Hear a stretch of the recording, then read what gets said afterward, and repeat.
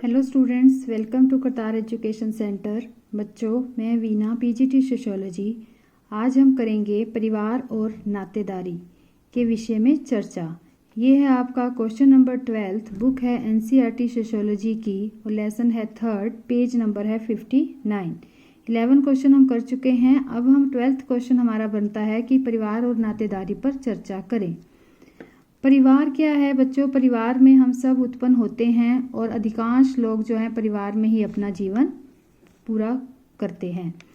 परिवार से हमारा गहरा लगाव होता है। कभी कभी हम अपने माता पिता, दादा दादा, नाना नानी, भाई बहनों सबसे हम बहुत ही ज़्यादा लगाव महसूस करते हैं।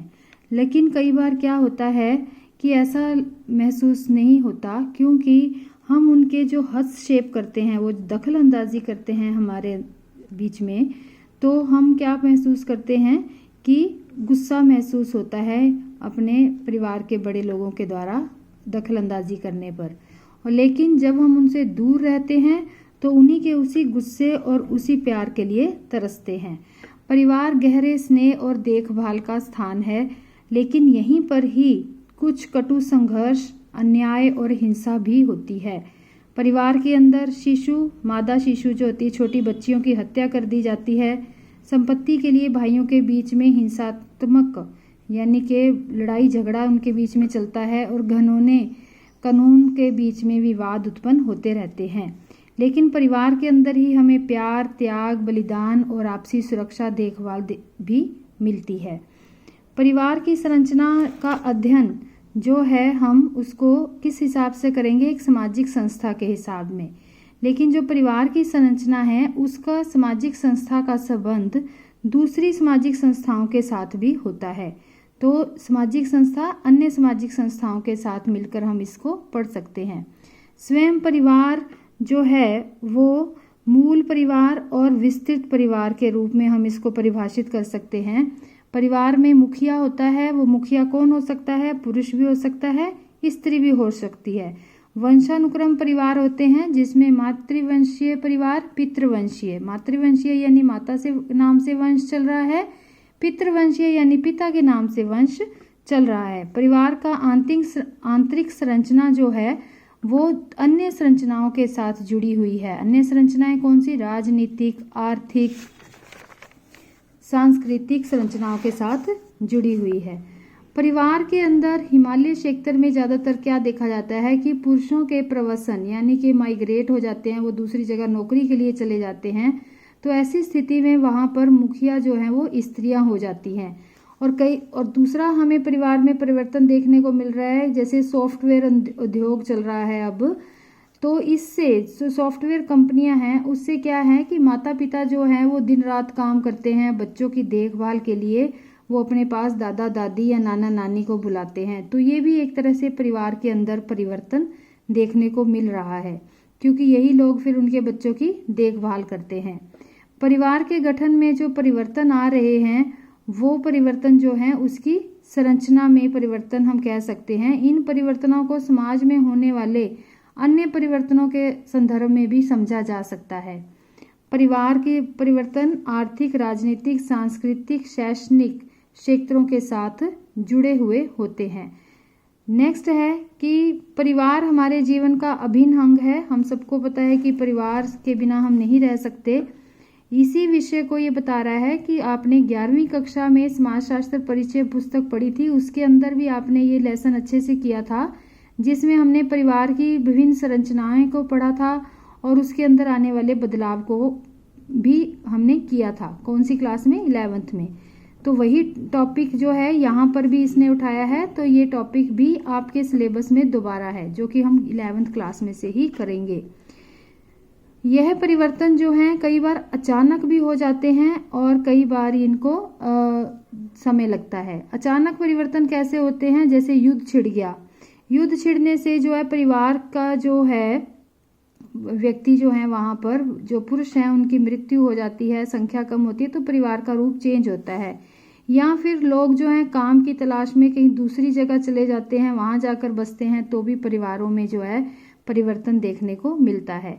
और एक विशेष प्रकार का परिवर्तन क्या देखने को मिल रहा है कि जो युवा लोग हैं वो बुजुर्गों के द्वारा जीवन साथी का चुनाव नहीं कर रहे हैं, जैसे बड़े बुजुर्ग जीवन साथी चुनते थे वो ना करके अपने जीवन साथी का खुद चुनाव करते हैं, अपनी मर्जी से करते हैं। तो उससे भी परिवार की संरचना जो है, परिवार के अंदर जो परिवर्तन आ रहे हैं।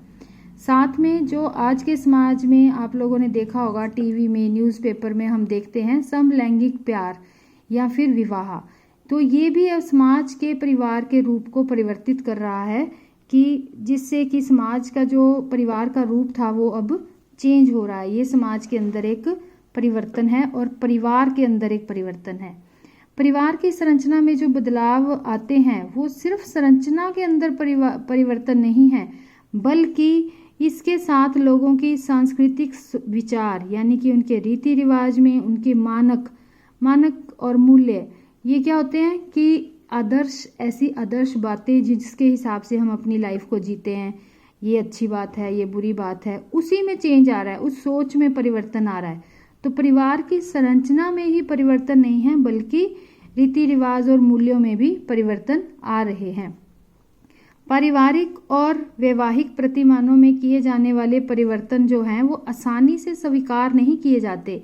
इसके लिए घोर हिंसात्मक विरोध किया जाता है। जैसे कि तुम्हें पता है कि अपने ही माता पिता अपने ही बच्चों को मार देते हैं, कत्ल कर देते हैं। तो ये क्या है, एक विरोध करने का, इनके द्वारा जो चेंज हो रहा है बच्चों के द्वारा, उस चेंज को अस्वीकार करने का एक तरीका है, उसको दिखाने का कि हिंसात्मक विरोध उसको कहा जाता है। तो परिवार विषय में चर्चा जो है वो इस सब से ज़्यादा किस पर की जाती है, मूल परिवार और विस्तृत परिवार। तो मूल और विस्तृत परिवार जो हैं वो भारत के विशेष, इसी के अंदर इसी से संबंधित जो है चर्चा चलती है। मूल और विस्तृत परिवार क्या होता है? मूल परिवार में याद रखना है तुमने, माता पिता यानी कि दंपति, माता पिता और उनके बच्चे ही होते हैं, उसको मूल परिवार कहते हैं। और विस्तृत परिवार किसे कहते हैं तुम्हें पता ही है, संयुक्त परिवार भी जिसको कहा जाता है। इसके कई अलग अलग रूप होते हैं। एक से अधिक युगल यानी कि पति पत्नी जो हैं उनके जोड़े, जो वो अपने इकट्ठे रहते हैं, और अक्सर 2 से अधिक पीढ़ियों के लोग एक साथ रहते हैं, या फिर कई भाई अपने परिवारों के साथ इकट्ठे रहते हैं, तो उसको क्या कहा जाता है, विस्तृत परिवार। या फिर एक बुजुर्ग दंपति है, उनके बेटे पोते अपने अपने परिवारों के साथ रह रहे हैं, तो उसे विस्तृत परिवार कहा जाता है। और ये भारतीय होने का सूचक है, ये निशानी है कि हम संयुक्त परिवार में रह रहे हैं, क्योंकि संयुक्त परिवार, ये इसका मतलब है कि हम भारतीय हैं। इसका एक और मतलब है कि भारत में ही संयुक्त परिवार पाया जाता है। अब पहले भी परिवार में प्रमुख रूप या किसी भी अर्थ में परिवार का प्रमुख रूप नहीं रहा है, लेकिन ये कह रहा है कि जो संयुक्त परिवार है और विस्तृत परिवार है वो अब भी नहीं, पहले भी नहीं, ये कोई खास रूप नहीं रहा है भारत का, बल्कि कुछ ही क्षेत्रों तक सीमित है। कौन सा परिवार? विस्तृत परिवार। और वास्तव में असल में जो अंग्रेजी का ज्वाइंट फैमिली शब्द है ना, वो शब्द संयुक्त परिवार को इंग्लिश में रूपांतरित नहीं किया गया है, बल्कि वो जो ज्वाइंट फैमिली में से जो शब्द बनता है संयुक्त परिवार, ये देशज नहीं है। यानी कि ये शब्द जो है वो हमारे देश का बना हुआ नहीं है, बल्कि किसने कहा है, ये पीवी देसाई ने ये कहा है कि अंग्रेजों ने जो ज्वाइंट फैमिली शब्द यूज़ किया वो भारतीय नहीं था, बल्कि ज्वाइंट फैमिली को जब अनुवाद किया गया, जब उसको ट्रांसलेट किया गया, तब संयुक्त परिवार शब्द बना। तो यानी कि एक तरह से संयुक्त परिवार जो है वो भारत में ये शब्द था ही नहीं, अंग्रेज़ों के आने से, ज्वाइंट फैमिली शब्द के बनने से, उसके रूपांतर करने से संयुक्त परिवार बना। इसके साथ ही ये क्वेश्चन की डिस्कशन समाप्त होती है, और इसको तुम शॉर्टकट में ऐसे लिख सकते हो, मूल परिवार और विस्तृत परिवार के हिसाब से ऐसे पॉइंट बना के लिख सकते हो, ताकि जब तुम इसको लिखो, इसको तुम याद करना चाहो तो ये मेन पॉइंट्स तुम याद कर लो, और इससे एक ओवरऑल व्यू तुम्हारा बन जाए। Thank you, have a nice day, God bless you all.